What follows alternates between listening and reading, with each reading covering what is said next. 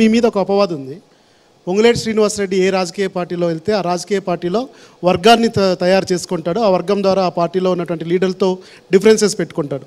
అందులో భాగంగా బీఆర్ఎస్లో ఉన్నప్పుడు కూడా తన సొంత వర్గాన్ని ఏర్పాటు చేసుకున్నారు. అది తెలుసుకున్న కేసీఆర్ మిమ్మల్ని బయటికి పంపించారు అని.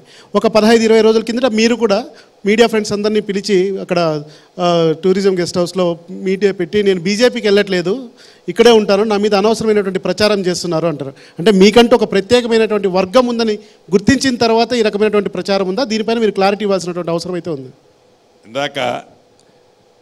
ఇందాక అన్న అడిగిన క్వశ్చను మీరు అడిగిన క్వశ్చను రెండు రిలేటెడే. ఆ రోజు టూరిజం ప్లాజాలో మీడియా మిత్రుల్ని పిలిచి చిన్న ఆతిథ్యం ఇచ్చినప్పుడు పండ్లున్న చెట్టుకు రాళ్ళు తగులుతాయని, ఇంకొక మిత్రుడు మీరు బీజేపీలో పోతున్న క్వశ్చన్ నాది కాదు ఆన్సరు, అటు నుంచి క్వశ్చన్ అడిగితే ఆ క్వశ్చన్కి నేను ఆన్సర్ ఇచ్చాను. వర్గం ఏర్పాటు చేసుకుంటారు. అయితే ఇక్కడ మీకు చెప్పేది ఏంటంటే, ఒకటి నిజం, నేను ఈ రాజకీయాల్లోకి వచ్చింది ఏదో డబ్బు సంపాదించాలనో ఏదనో కాదు.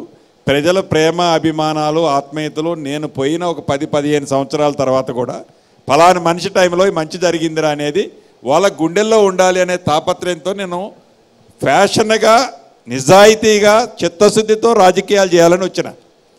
దీంట్లో భాగంగా అది గ్రూపులు అనుకుంటారా, లేకుంటే గ్రూపుల్ని ప్రోత్సహిస్తున్నాను అనుకుంటారా, లేకుంటే ఎదట మనిషి ఏమనుకుంటాడో అనుకున్న దానికంటే కూడా ఎక్కడన్నా ఇబ్బంది కలిగి కష్టమున్న కార్యకర్తని పోయి భరోసా అయితే డెఫినెట్గా అప్పుడు కాదు ఇప్పుడు కాదు భవిష్యత్తులో కూడా పోయి ఇస్తా.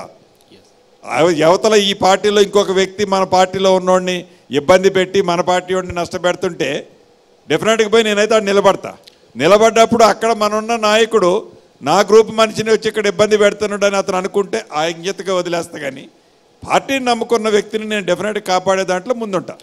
అది అతను ఏమని అనుకోని.